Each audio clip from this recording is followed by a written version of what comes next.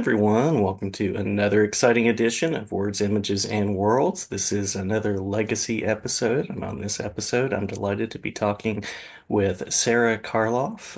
You might recognize that last name from films like Frankenstein, The Mummy, as well as a Grinch character that gets very popular around the holidays, and that is, of course, Boris Karloff. So, Sara, thank you for joining. May I call you Sara? Is that okay? You certainly may, and I'm delighted to join you. Well, thank you so much. Thank you. I suppose by means of a first question to get us started, what would you want listeners to know about the legacy of Mr. Karloff? Well, actually, the legacy of my father is due to the fans. Hmm. The Hmm. long legs that his legacy has is absolutely due to the fans. They are wonderful. They are the cause that he has remained as popular as he has. I was calculating this morning that it's been 56 years since he passed, Hmm. and he's as popular today almost as he was when he was alive and working. That's really quite amazing for an actor. He, of course, did 100 and I think 167 films. Wow. He starred on Broadway in five plays. He had a huge body of radio work. He recorded some 20 children's albums. Um, he was just a very prolific actor, and not just his television. He had three television series of his own, and was a guest star on all the prominent shows of the day. Hmm. So he really was well known in television, well known in radio, well known on Broadway, and of course well known in film. His two, I think, iconic roles were in Frankenstein and The Mummy, and then many years later, How the Grinch Stole Christmas. He was the voice of the Grinch, and he narrated the Grinch, and he Hmm. won a Grammy for it. So there's an amusing story about when he won the Grammy. He was in London, and when they had the Grammy Awards, and so he asked his agent if he would please go and accept the award for him.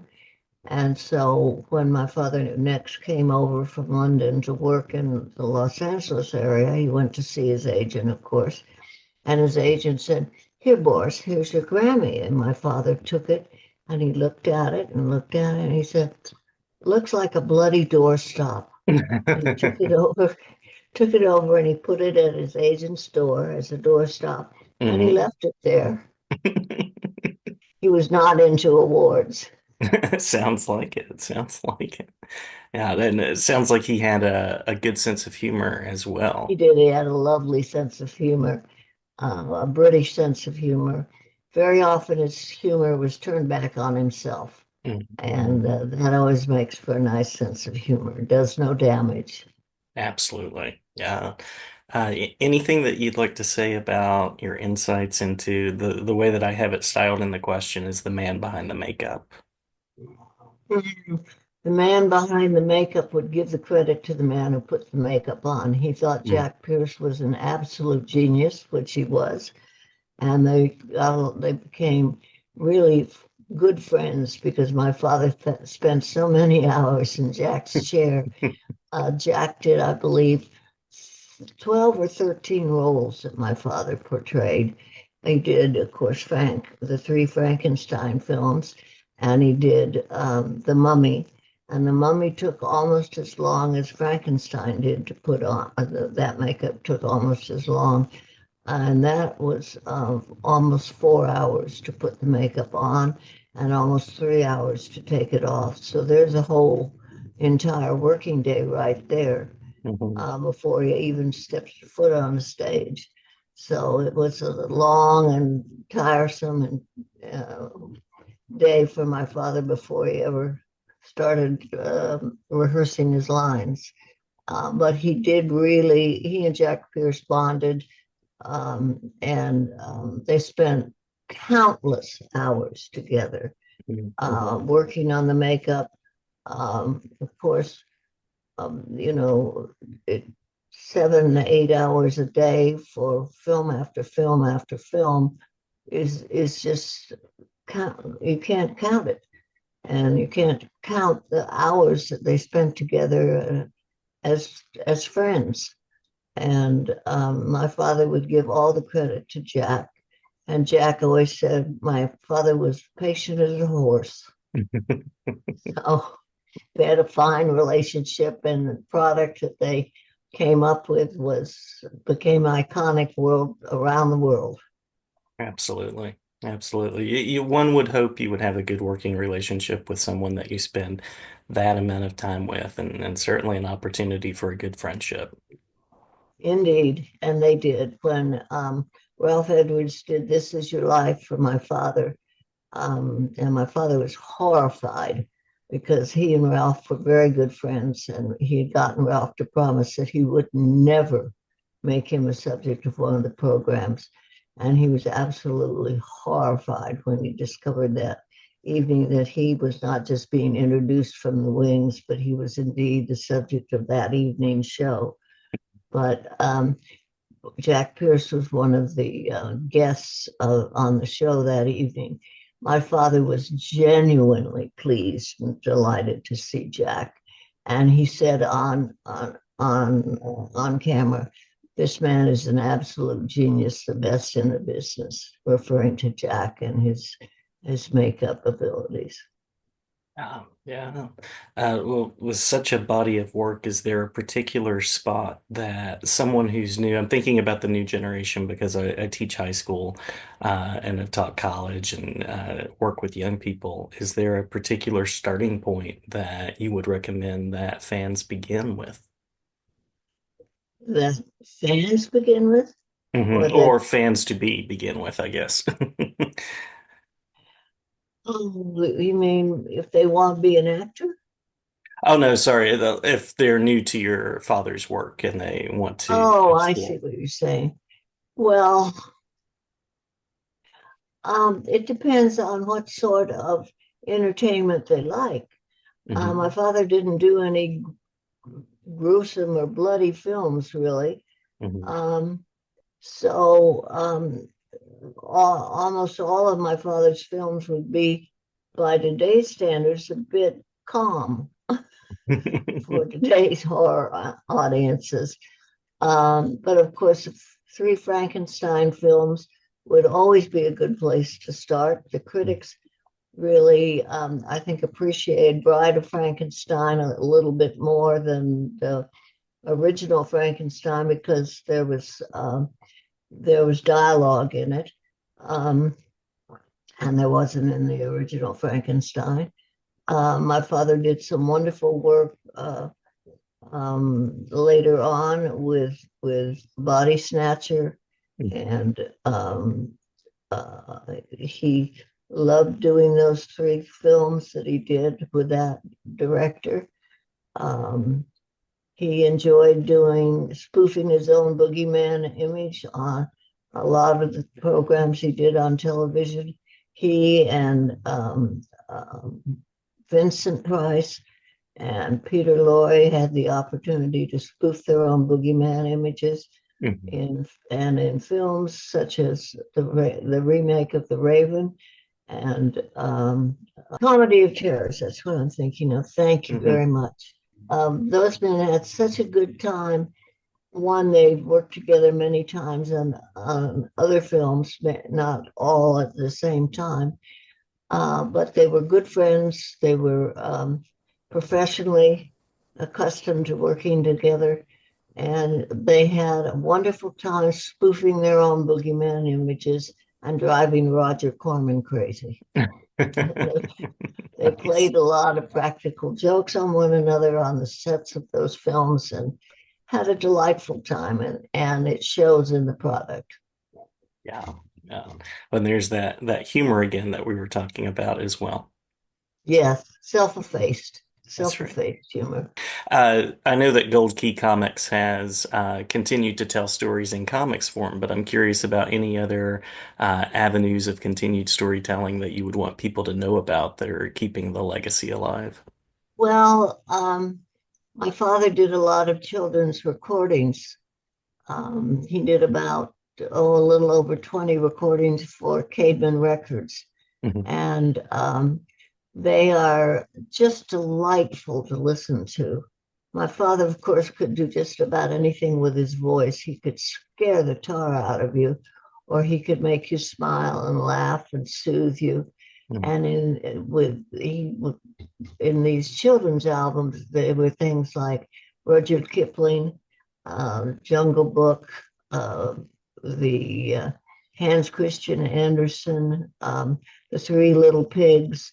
You can imagine what my father could do with his voice with the Three Little Pigs. Hmm. Um, those are ongoing things, and we're hoping to do something more with them than just have them be recordings. That's one of the projects we're working on.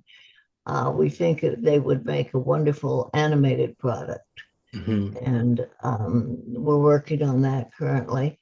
Um, Gold Key, as you mentioned, has comics out that are wonderful, and there are two new books out, um, and one is a compendium of my father's work of wonderful, wonderful pictures heretofore, most of them heretofore not seen.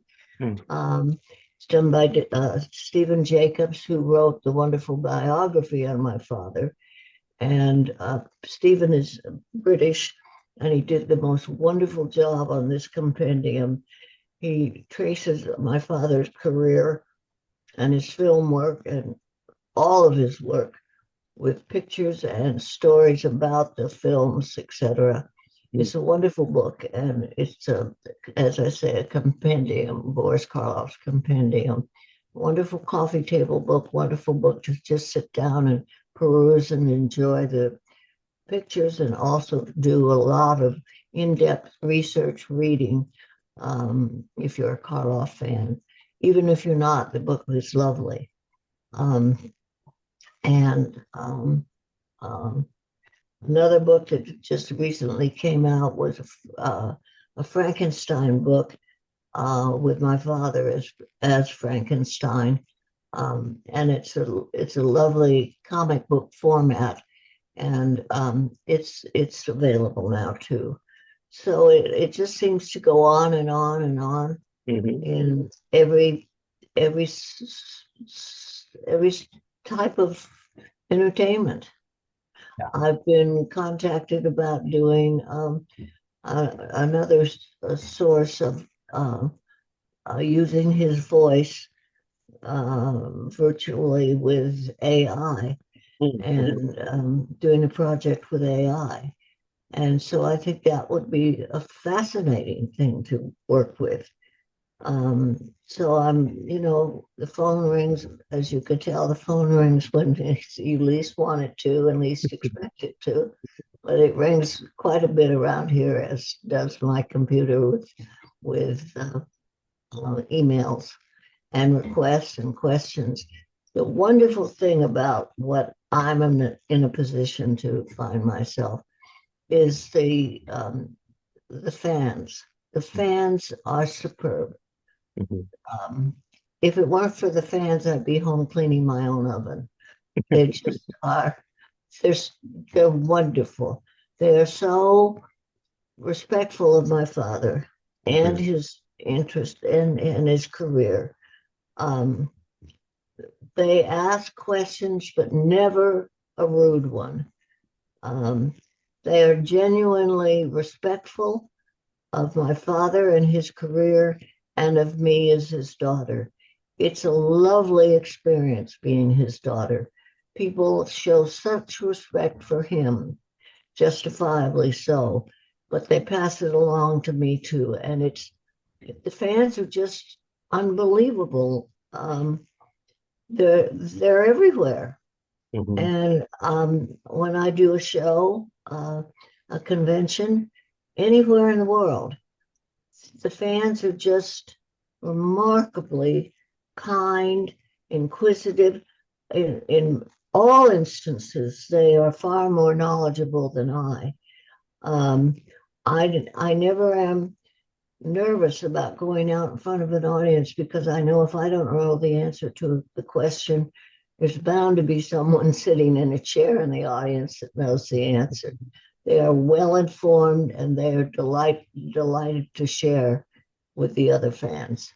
I'm so fortunate to be able to represent my father and his legacy. He left a remarkable legacy, both as a human being and as a professional. He loved the profession he was in, and it showed. Wonderful, wonderful legacy and wonderfully said. Would you recommend any particular convention spaces or online spaces as a final question? Anywhere where people should connect and find out more? Well, I have a website that's a little frayed around the edges because I'm technologically challenged. Um, so I do have a website. It's www.karloff.com. It's We're trying to put it back together with glue, um, or whatever one mends a web page with. We have. I would welcome any ideas that people have for our web page. Um, I answer all my own email. I Mhm. want the fans to be sure of that because they have taken the time and energy and interest to write me a letter or write me a question. I want them to know that when they get an answer, it truly is from me. It's not from a secretary or an assistant or anything. I owe the fans that, and I owe my father's legacy that, and I take it very seriously. Wonderful, wonderful, and certainly glad to share that website link. Did we miss anything that you want to make sure to share before we close out? No, just to thank the fans Mhm. and thank my father. Right. Well, thank you so much for the time and glad to have you back anytime. And may the conversation continue and may the legacy continue. Thank you. It's people like you that help it continue. We Thank you try. for We having try. me. Absolutely. Thank you so much. It's an honor. Thank you.